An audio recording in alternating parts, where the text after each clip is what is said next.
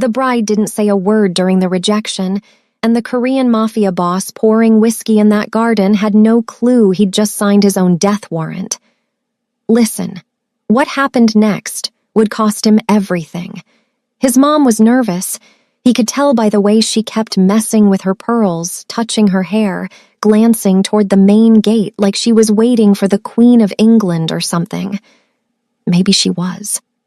This arranged marriage had been his grandfather's dying wish. Literally. The old man had maybe 3 months left, 6 if the doctors were being super optimistic, and he'd spent the last 2 weeks setting up this meeting with a family Saiwoo had never even heard of. Which family is she from? Saiwoo had asked 3 days earlier. His grandfather just smiled that knowing smile that made Saiwoo feel like he was 12 years old again. You'll see. That was it. No details, no background, just instructions to show up at the estate garden at 2 p.m. on Sunday and keep an open mind. Saiwoo didn't like surprises. The car pulled up at 2:07, a black sedan, nice but not armored, no escort vehicles, no security anywhere in sight. Saiwoo's first red flag, though at the time he thought it just proved what he'd suspected all along. His grandfather was getting old, making sentimental mistakes, probably trying to help out some distant family friend's daughter who needed a come-up. The driver opened the back door, and Tammy Wilkes stepped out. Siwoo sized her up before her second foot even touched the gravel. She wore that cream-colored dress. Simple, elegant, the kind that screams money if you know how to look, but Siwoo wasn't looking. He was busy cataloging everything that was missing. No visible jewelry except tiny gold earrings, no designer bag, no family members or bodyguards positioning themselves around the garden like chess pieces.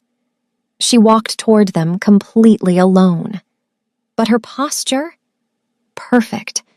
Shoulders back, chin up, spine straight as a ruler. Her heels clicked against the stone path in this steady, confident rhythm.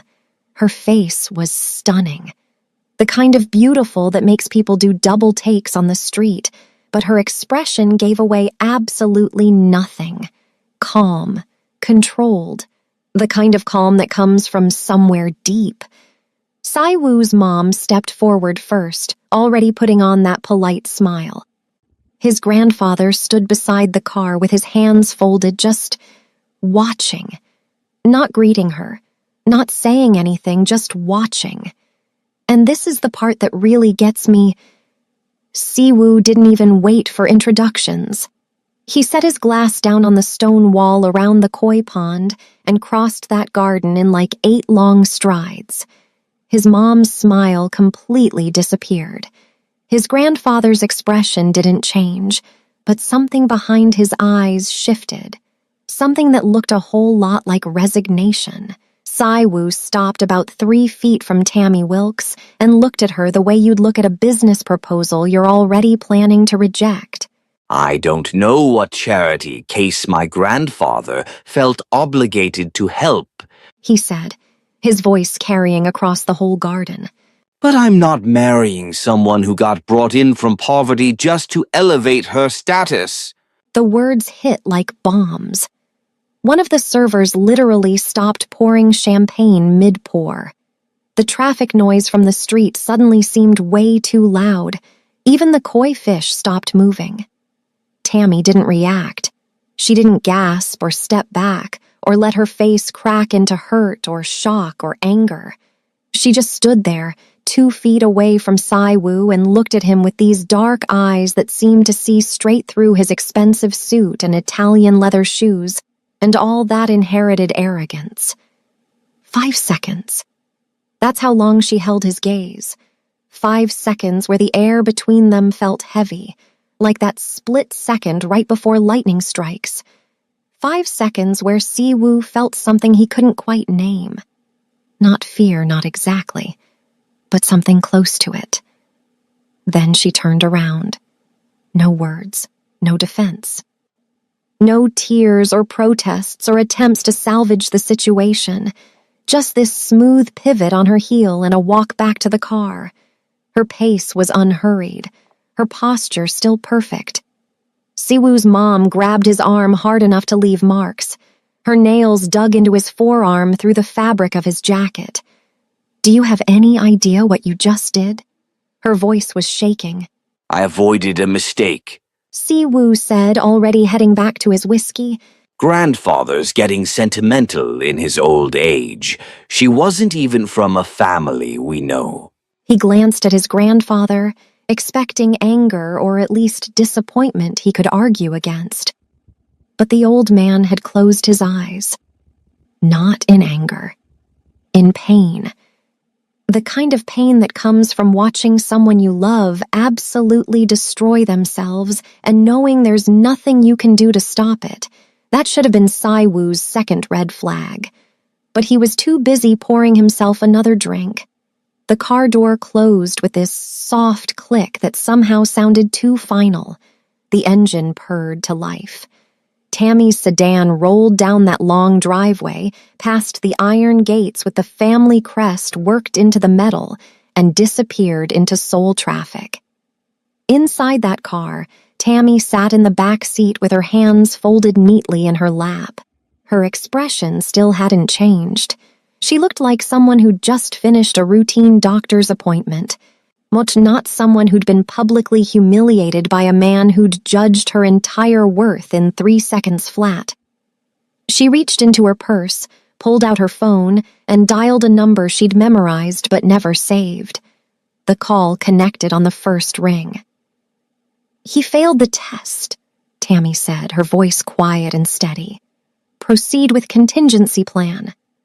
She ended the call, slipped the phone back in her purse, and looked out the window at Seoul passing by in this blur of glass and steel and neon lights. Her expression still hadn't changed, but if you looked real close, really close, you might have caught the corner of her mouth twitch. Not a smile, something way colder.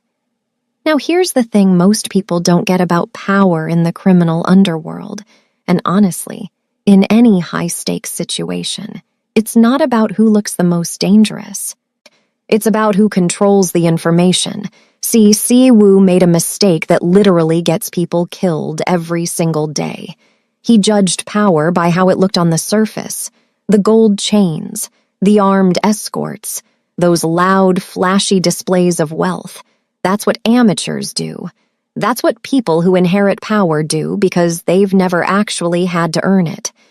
But real power, the kind that actually lasts, that's built on 3 things. Strategic intelligence, knowing your enemy's operations better than they know them themselves. Tammy spent years learning Siwoo's entire network. She didn't just attack him randomly, she knew exactly where to cut so the whole system would collapse like a house of cards. Loyalty through respect, not fear. Siwoo's men followed him because they were scared out of their minds. Tammy's soldiers followed her because she'd earned their respect through tactical brilliance and leading from the front lines. That's the difference between an empire that crumbles at the first sign of weakness and one that holds solid under pressure. The ability to think 10 moves ahead. This is where military-level strategic training separates the amateurs from the pros. Tactical leaders react to what's right in front of them. Strategic leaders shape the entire battlefield before the fight even starts. Tammy didn't just plan Siwoo's downfall, she planned for every single response he could possibly make, including the contingency that led to his capture. And that's the real lesson here. In any power structure, whether we're talking organized crime, corporate leadership, or even family dynamics, the person who controls the information, ethics earns genuine loyalty and thinks strategically will always outlast the person relying on appearances and inherited authority. Siwoo learned that the hard way. Now, I gotta be real with you for a second. If you've made it this far in the story, you're clearly someone who appreciates depth. Someone who doesn't just want surface-level entertainment. You want stories that actually teach you something. Stories that make you think about power, strategy, and what happens when you underestimate people. And that's exactly what this channel's all about. But here's the thing. Creating content like this, stories with layered characters, strategic depth, real-world lessons woven into the narrative, takes hours of research, writing, and production. And the only way I can keep cranking out these kinds of stories is if people like you actually engage with them. So if you found value in this, if you learned something about power dynamics, strategic thinking, or just enjoyed watching Saiwoo's arrogance get absolutely dismantled piece by piece, do me one solid. Hit that subscribe button. Not for me, for yourself. Because every single week I'm dropping stories like this that'll entertain you and teach you something most people never learn. And honestly, if you don't subscribe, you're gonna miss the next one, and the one after that. And you'll never know how Tammy and Saiwoo's story actually ends. 3 months passed. Siwoo forgot about Tammy Wilkes the same way you forget about last season's weather. His grandfather died 2 weeks after that garden incident, and Saiwoo spent the whole funeral accepting condolences from people who looked at him with expressions he couldn't quite read. Respect, maybe, or pity. He chose to see it as respect.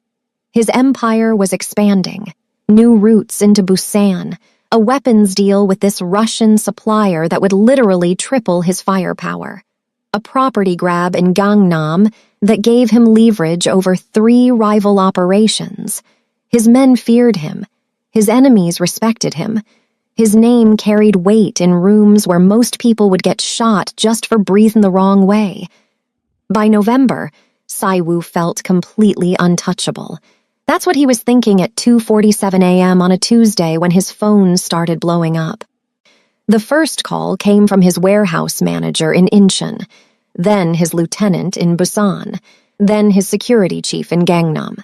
Then 12 more calls in about 90 seconds, each voice more panicked than the last. We're under attack. They knew exactly where to hit. Communications are down. Sir, we're getting slaughtered out here. Siwoo stood in his penthouse in silk pajama pants and no shirt, staring at his phone like it had personally betrayed him. His mind was racing through possibilities. Rival families? Unlikely. None of them had the coordination for simultaneous hits across 4 different cities. Police raid? Nah, his contacts would have warned him. Internal coup? His men were way too scared to even think about betrayal. By 3:40 a.m., 4 warehouses were literally burning. By 4:15 a.m., 12 of his top lieutenants were either dead or missing. By 4:30 a.m., his entire Incheon operation had gone completely dark.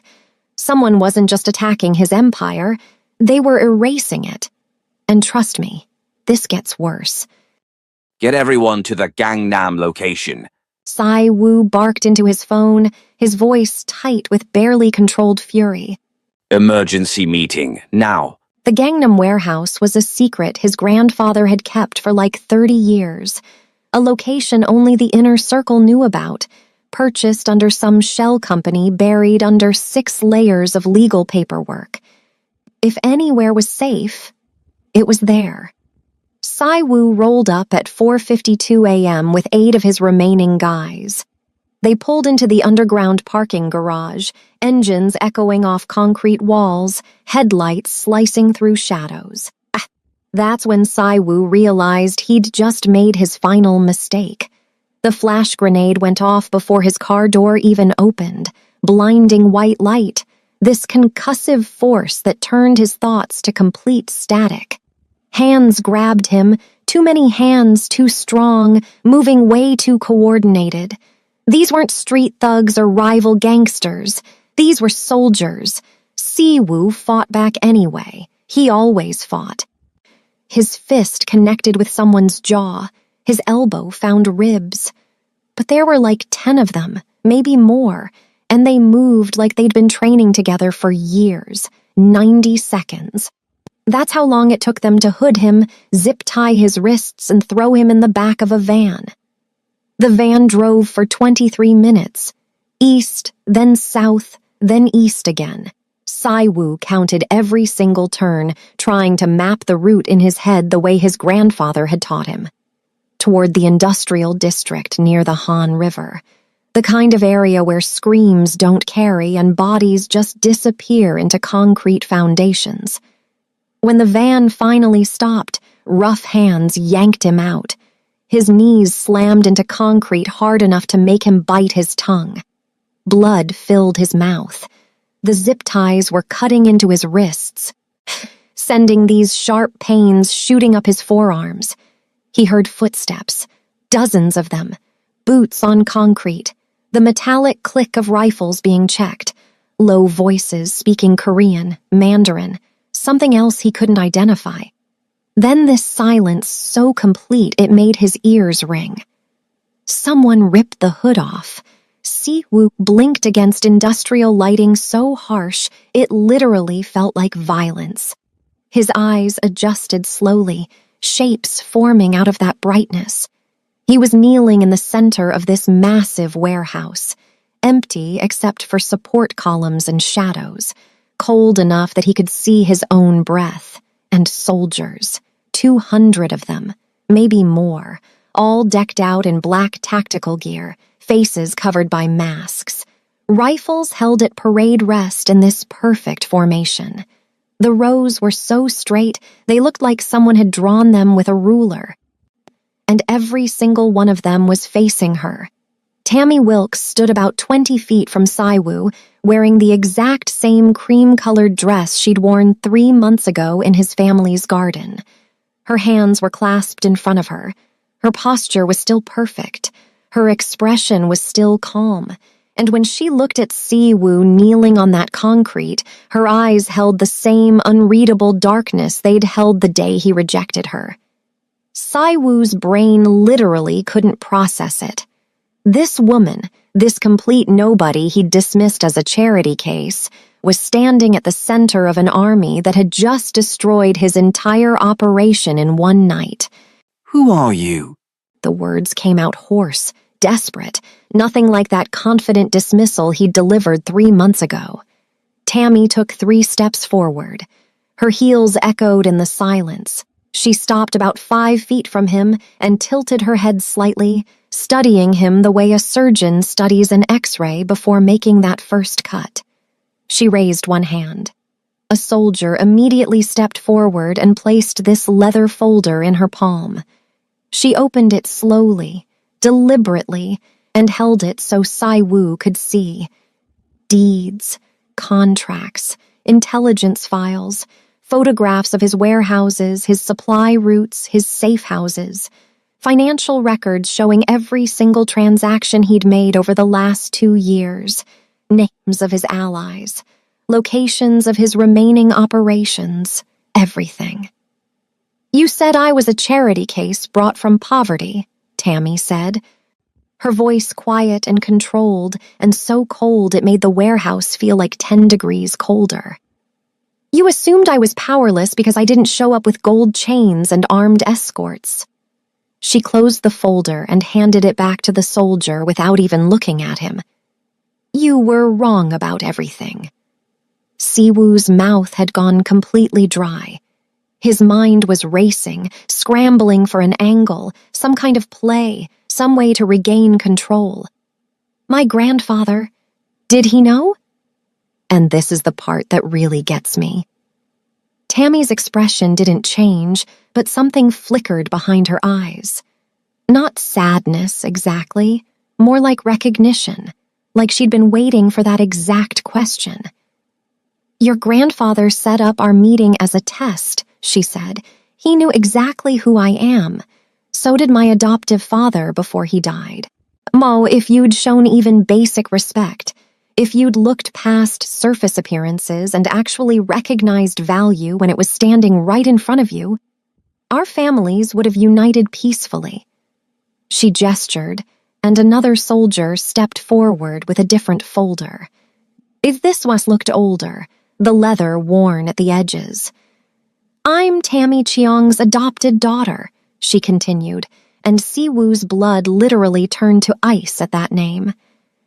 Raised from age 12 as his successor, military trained, educated in 7 languages, tactical operations, political strategy, and organizational psychology. Your grandfather and my father designed this arranged marriage as a way to merge our syndicates and end 30 years of territorial conflict. Pay attention to this part. But they built in a contingency, Tammy said, her voice dropping even lower. If you proved yourself unworthy, if your arrogance completely blinded you to reality, then I'd absorb your organization by force instead. She opened that second folder.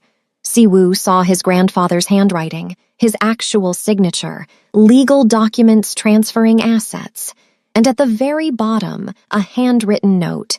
You inherited my name, Siwoo, but I gave my legacy to someone who earned it. The whole warehouse started spinning. Siwoo's grandfather hadn't just set up a test. He'd arranged Siwoo's complete and total annihilation if he failed it. Half of your organization legally belongs to me, Tammy said, snapping the folder shut. Transferred automatically the second you rejected me. The other half, I've taken by force over the last 3 months. Your allies have switched sides. Your operations are completely surrounded. Your men are either dead or captured. She looked down at Siwoo kneeling on that concrete, and for the first time he saw something in her expression that wasn't just cold calculation. It was disappointment. You had everything, she said quietly, and you destroyed it all because you couldn't see past a simple dress and modest jewelry. She raised her hand again. Soldiers moved, rifles coming up from parade rest to ready position. 2 guys stepped forward and forced Siwoo's head down, exposing the back of his neck. This was it. Execution time. Siwoo's mind raced through his entire life in seconds. Every decision, every arrogant assumption, every single moment he'd mistaken inherited power for earned respect. And he realized Tammy was right about absolutely everything. Wait! The word came out desperate. Broken. Nothing like the man who dismissed her 3 months ago. Tammy's hand was still raised. The soldiers were still in position, but she paused. I have information, Siwoo said, words tumbling out in this rush. About the syndicate that killed your father. That got her attention. Tammy's hand lowered slightly. Her expression didn't change, but her eyes sharpened, laser-focused on Siwoo with this intensity that made his skin crawl. The third-party operation. The ones who hit your convoy 2 years ago. Siwoo continued, desperation making him reckless. They're planning to eliminate both our organizations while you're focused on me. I've got intelligence, locations, movement schedules, proof.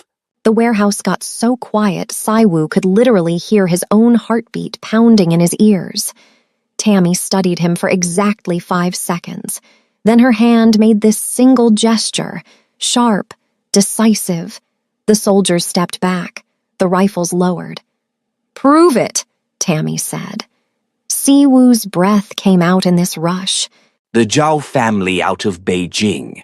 They've been positioning assets in Seoul for 6 months. They killed your father because he was the only one strong enough to stop their expansion into Korea. Now they're just waiting for you to finish me off so they can hit you while you're completely exposed. Tammy turned to this guy standing to her right. Older dude, military bearing, the kind of face that's seen like 30 years of combat. Her intelligence officer, Siwoo, figured. The man pulled out a tablet, his fingers moving quick across the screen. 30 seconds passed, then a full minute. Finally, he looked up at Tammy and nodded once. The intelligence matches our preliminary reports, he said in Korean. The threat's legit. Tammy looked back at Siwoo. Her expression hadn't softened at all, but something had shifted. She was running calculations in her head, weighing options, making decisions that would determine whether Saiwoo lived or died in the next 60 seconds. "You've got 1 week to prove your value," she finally said. "If your intelligence leads us to the Zhao operation, you'll stay alive as long as you remain useful. If you're lying, or if your information turns out to be worthless." She didn't finish the sentence. She didn't have to. 2 soldiers grabbed Saiwoo's arms and hauled him to his feet. Oh, his legs barely held him up. They started dragging him toward this side door, and as Saiwoo looked back over his shoulder, he saw Tammy standing in the center of that warehouse, surrounded by her entire army. And for the first time in his life, Kwon Siwoo understood what real power actually looked like. It wasn't inherited wealth or expensive suits or a famous family name. It was a woman in a cream dress who'd spent 3 months systematically dismantling an empire because someone underestimated her. The facility where they kept Siwoo was nothing like a prison. It was clean, temperature-controlled, had a bed that didn't creak. 3 meals a day that actually tasted like real food. But the door locked from the outside, and 2 armed guards stood in the hallway 24/7, so Saiwoo understood exactly what he was. A valuable asset, not a guest. Tammy came every single day at exactly 9 a.m. She called them interrogations, but Siwoo recognized them for what they really were, strategy sessions. She'd show up with her intelligence officer and 2 guards, carrying tablets and satellite maps and intercept reports. And for the next 3 hours, they'd dissect the Zhao family's operation piece by piece. Their main staging areas in Incheon, Siwoo said on day 3, pointing to a spot on the map spread across the table. They've been using a shipping company as cover, Huang Logistics. Containers arrive from Beijing every Tuesday and Thursday. Tammy studied the map, her finger tracing routes Saiwoo couldn't see. "If they're staging in Incheon, they'll need local distribution," she said, more to herself than to him.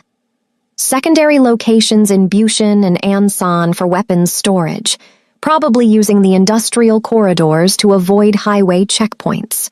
She looked up at her intelligence officer. "Run analysis on commercial properties purchased in those areas over the last 8 months.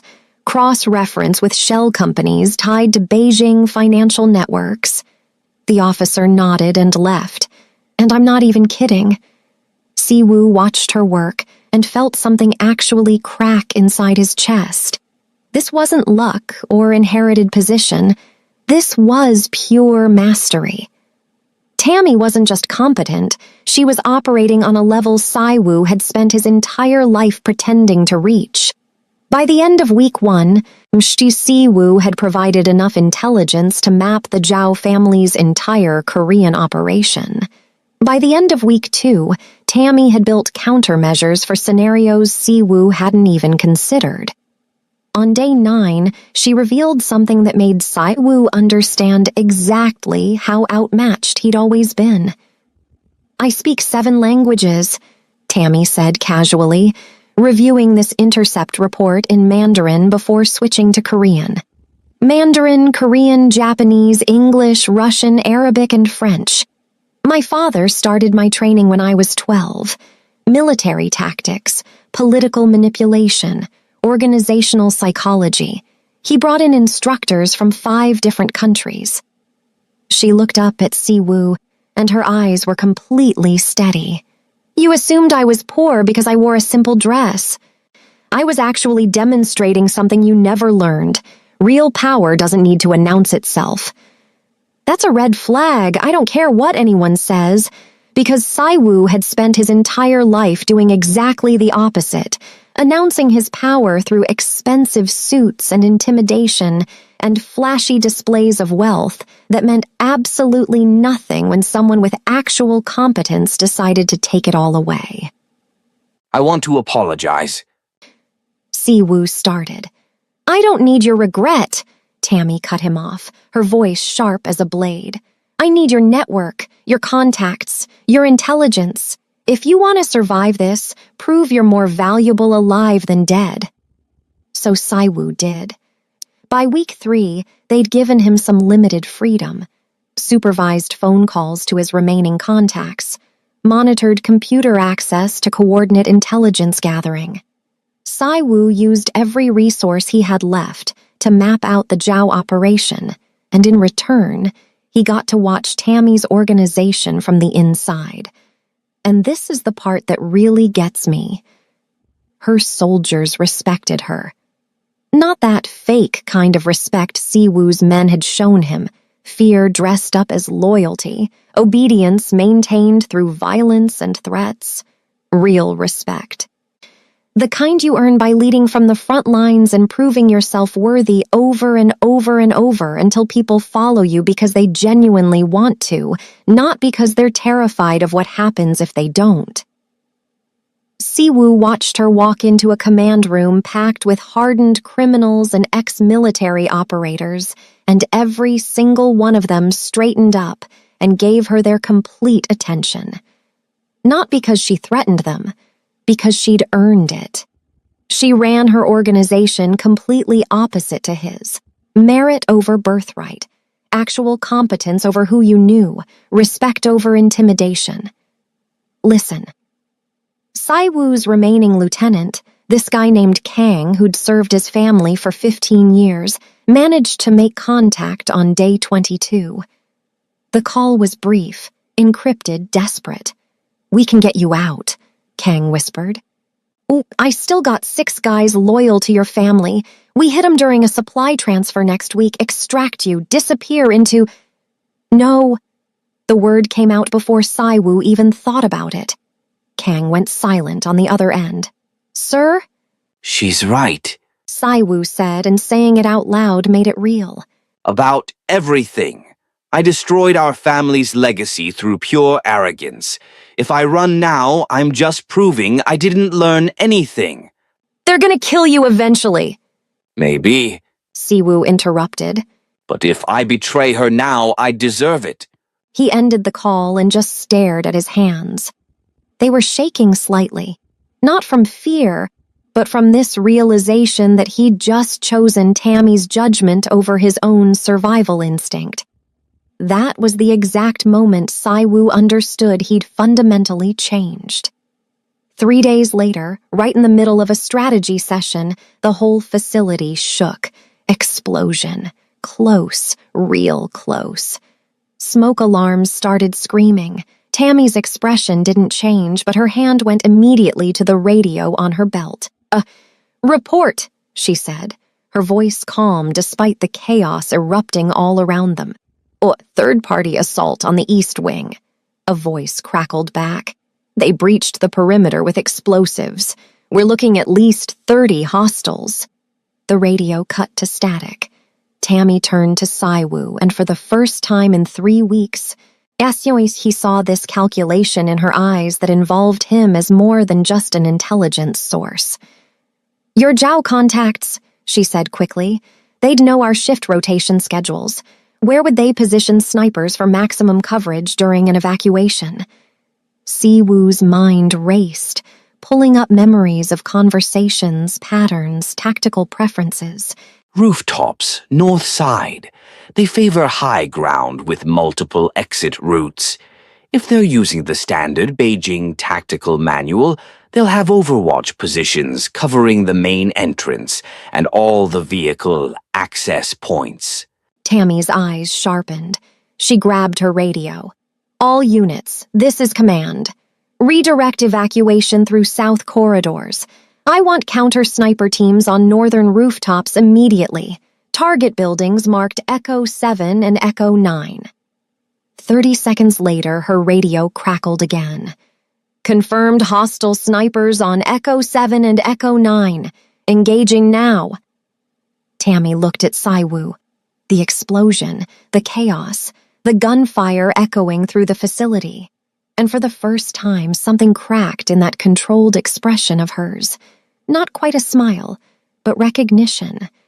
like she was seeing him as something other than that arrogant guy who'd rejected her in a garden 3 months ago.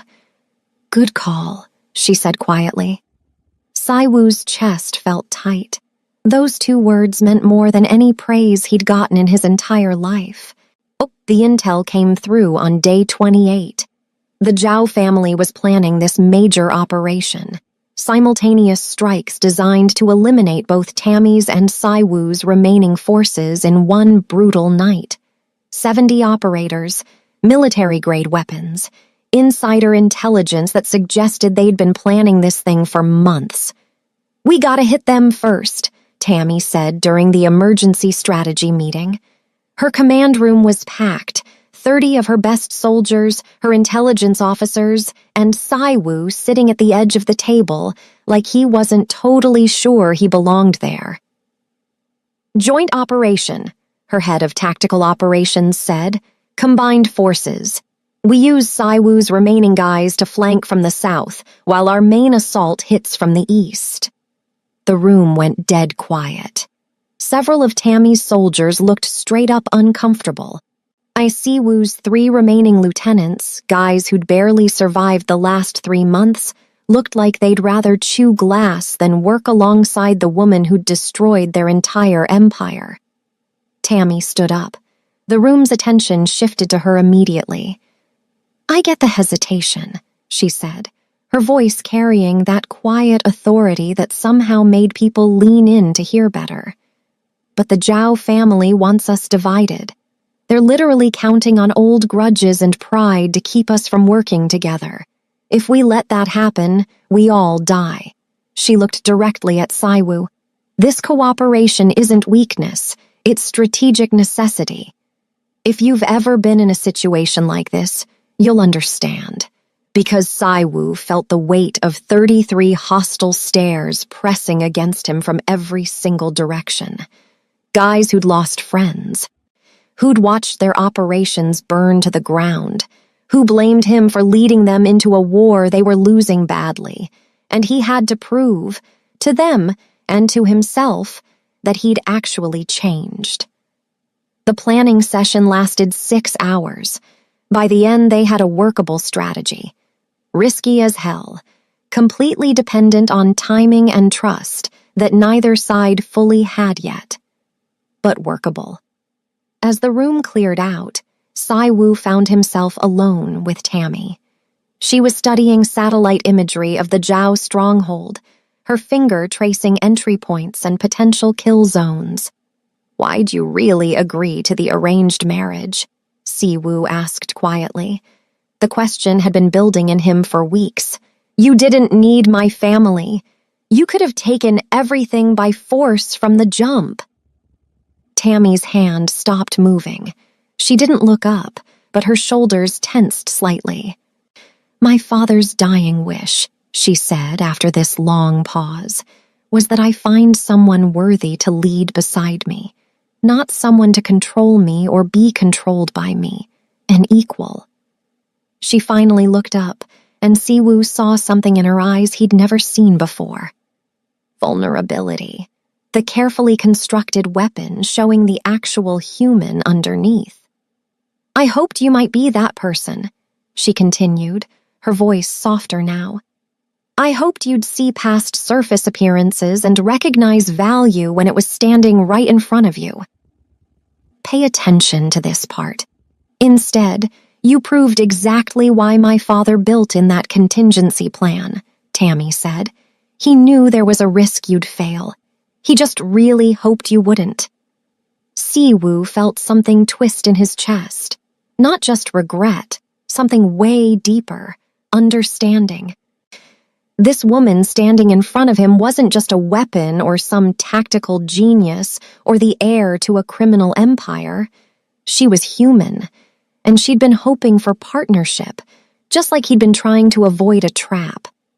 They'd both been wrong about everything. The operation kicked off at 2 a.m. on a moonless Thursday. 200 combined forces, Tammy's soldiers and Saiwoo's remaining guys working together for literally the first time in 30 years of territorial conflict. The Zhao stronghold was this converted factory complex in the industrial district, 5 buildings connected by underground tunnels and surrounded by chain-link fence and watchtowers. Cixi Wu led the southern flank with his 3 lieutenants and 40 of Tammy's soldiers. Tammy commanded the main assault from the east with her core tactical team. The plan was simple: simultaneous breach, overwhelm their defenses through superior numbers and coordination, neutralize their leadership before they could scatter and disappear. Simple plans never survive contact with reality. They breached at 2:17 a.m. The south entrance blew open exactly on schedule. Siwoo's team poured through the gap, weapons up, moving in this practiced formation through smoke and complete darkness. That's when the ambush hit. The Zhao family had known they were coming. Somehow. They'd reinforced their numbers, repositioned their defenses, and turned the entire south corridor into this perfect killing funnel. Gunfire erupted from 3 directions at once. Siwoo's team scattered, taking cover behind machinery and concrete pillars. 2 of his guys went down in the first 30 seconds, then 4 more. The radios were filled with screaming and static. "Fall back!" one of his lieutenants shouted, blood literally running down his face from a nasty head wound. "Sir, we gotta retreat!" "Where's Tammy's position?" Siwoo demanded, pressed flat against a concrete pillar while bullets just chewed through the air around him. "East wing, maybe 3 blocks." His lieutenant's voice got drowned out by this explosion that shook the entire building. Through all the smoke and chaos, Siwoo heard Tammy's voice on the radio. Calm, controlled. "East team is pinned down. Heavy casualties. We need support." The radio cut out. Siwoo's lieutenant grabbed his arm hard. "This is our chance," he hissed, his eyes going wild. "We fall back right now. Let her forces take the hit, and we disappear. You can rebuild." And this is where things got ugly. Because Siwoo realized he had a choice. He could save himself, retreat, let Tammy's forces get sacrificed while he escaped to fight another day. It's exactly what he would have done 3 months ago. It's what the old Siwoo, that arrogant heir who judged people by their jewelry and dismissed value he didn't recognize, would have done without a second thought. Or he could prove he'd actually changed. "No," Siwoo said, and his voice was steady despite all the chaos. "We go east. We reach Tammy's position." "That's straight-up suicide." "Then we die proving we're better than we were." Siwoo cut him off. He looked at his remaining guys, 7 of them, bloody and scared and staring at him like he'd completely lost his mind. "She gave us a chance when she should have killed us. Now we prove we actually deserved it." He didn't wait for them to agree. He just moved. Siwoo broke from cover and ran straight toward the east wing, firing as he went. His men followed, not because they had to, but because something in Siwoo's voice had fundamentally changed. He wasn't barking orders like some heir demanding obedience. He was leading like a soldier choosing sacrifice. They fought through 3 corridors of absolute hell, bullets, explosions, hand-to-hand combat when the guns ran dry. Siwoo took a round through his left shoulder, then another one through his side. His lieutenant went down, then another of his guys. But they kept moving. They reached Tammy's position at 2:34 a.m., 17 minutes that felt like 17 hours. Her flank was completely collapsing. Zhao operators were pushing through from 2 directions, and Tammy's team was pinned behind overturned equipment and concrete barriers. Siwoo spotted her immediately, still calm, still controlled, directing her soldiers with hand signals while bullets just tore through the air all around her. And he saw the Zhao sniper lining up the shot from this elevated position she couldn't see. Siwoo didn't think. He just moved. He threw himself in front of Tammy right as the sniper fired. The first bullet hit his chest. the second his shoulder. The third would have hit his head if his legs hadn't completely given out, dropping him hard to the concrete. The world turned sideways. Sound became distant and muffled. Saiwoo saw Tammy's face above him, shocked. For the first time, genuinely shocked. And then her expression hardened into something absolutely terrifying. She stood up straight into the gunfire and started giving orders in this voice like hammered steel. Her soldiers responded instantly, executing movements Si-woo's fading consciousness couldn't even track. Counter-assault, flanking maneuvers, pure tactical brilliance that turned their collapsing position into this devastating counterattack. The gunfire got super intense for about 90 seconds. Then it just stopped. Saiwoo heard boots on concrete, Zhao operators screaming, the sound of tactical teams clearing rooms, and Tammy's voice on the radio, calm again. All hostiles neutralized. Secure the perimeter. I need medical to the East Wing immediately. Saiwoo tried to speak, but blood filled his mouth. His vision was going dark around the edges. He felt hands on him, medics maybe, moving way too fast and too urgently for him to track. But the last thing he saw before darkness completely took him was Tammy's face. Her hand was pressed against his chest, trying to stop the bleeding. Her eyes were wide. Her lips were moving, saying something Saiwoo couldn't hear.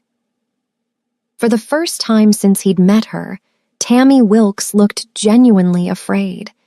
Saiwoo woke up 3 days later in this medical facility that smelled like antiseptic and recycled air. Every part of his body hurt. That sharp, deep pain that meant surgeons had done some serious work keeping him alive. Tammy was sitting in a chair right beside his bed, not standing in the doorway surrounded by guards, not watching from across the room, sitting right beside his bed like she'd been there for hours. When Siwoo's eyes opened, her shoulders sagged slightly with relief before she caught herself and straightened back up. "You're awake," she said quietly. "The doctors said you'd probably make it, but—" She didn't finish. "How long?" Saiwoo's voice came out as this rasp. 3 days. You took 3 bullets. 1 collapsed your lung. The surgeon said another 2 centimeters and you would have bled out before we could even get you stabilized. Saiwoo tried to sit up and immediately regretted it. Pain just exploded through his chest. Tammy's hand shot out, steadying him, helping him ease back against the pillows. "Your organization's fully absorbed now," she continued, her voice back to that controlled tone. "What was left after the Zhao operation got integrated into mine? Your guys chose to stay, most of them anyway." "So you're gonna kill me once I'm healed," Siwoo said. Not a question, just acceptance. Tammy looked at him for a long moment. Then she reached into her jacket and pulled out this folded piece of paper. Old. The creases were worn soft from being opened and closed so many times. "This is my father's final letter to me," she said, unfolding it real carefully. "Written 2 weeks before he died." She held it so Saiwoo could see the handwriting, elegant Korean characters written by a shaking hand. "Find someone who chooses you over themselves," Tammy read out loud. "Not because they have to, not because of some arrangement or obligation, but because when it actually matters, when their life is on the line, they prove through action that you're worth dying for." She refolded the letter and looked at Siwoo with this expression he couldn't quite read. "You proved it," she said simply. "You could have retreated, saved yourself. Let my forces get sacrificed while you escaped. Instead, you chose sacrifice. You proved genuine transformation, not through words, but through action." Siwoo's chest felt tight, and it wasn't from the bullet wounds. "I'm offering you a partnership," Tammy continued. "Not the arranged marriage your grandfather set up, not some obligation or alliance born from desperation. a choice, joint leadership of our combined organization built on mutual respect and proven trust. I don't deserve this, Siwoo said, and he meant every word.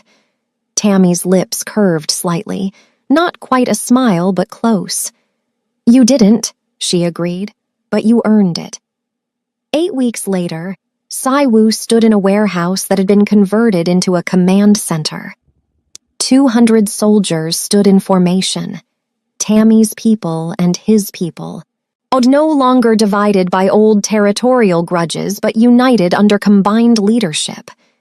Tammy stood right beside him, not behind him, not in front of him, beside him. Equals. They'd spent the last 2 months restructuring the entire operation, dismantling those fear-based hierarchies Siwoo's family had built over decades, implementing merit-based promotion systems, training programs, strategic planning that emphasized long-term stability over short-term territorial expansion. It was working, better than Siwoo had ever imagined possible. As they addressed their combined forces, explaining the next phase of operations and organizational changes, Siwoo felt Tammy's eyes on him. He glanced over, and for the first time since he'd met her in his family's garden 5 months ago, Tammy Wilkes allowed herself a small, genuine smile.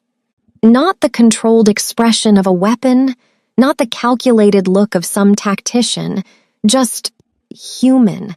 And Siwoo understood something his grandfather had tried to teach him his entire life. Real power isn't inherited. It isn't displayed through expensive suits or gold chains or intimidation tactics. Real power gets earned through action, through recognizing value in others, through humility and sacrifice, and the willingness to admit when you're catastrophically wrong about something. It took losing absolutely everything for Siwoo to learn that lesson, but standing beside Tammy, leading together as equals, he finally understood it was worth it. The lesson. Let me break down something most people never learn until it's way too late. In any hierarchy, whether we're talking organized crime, corporate leadership, family dynamics, or even personal relationships, there are 3 fundamental principles that separate people who build lasting power from those who just watch their empires crumble. First, strategic intelligence beats inherited authority every single time.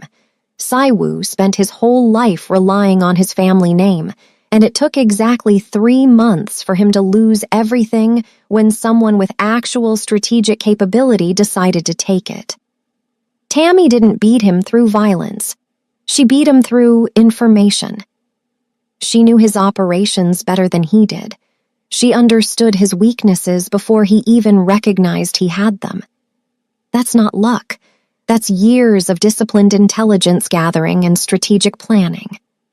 Second, loyalty built on respect will always outlast loyalty built on fear. Siwoo's guys followed him because they were scared out of their minds of what would happen if they didn't.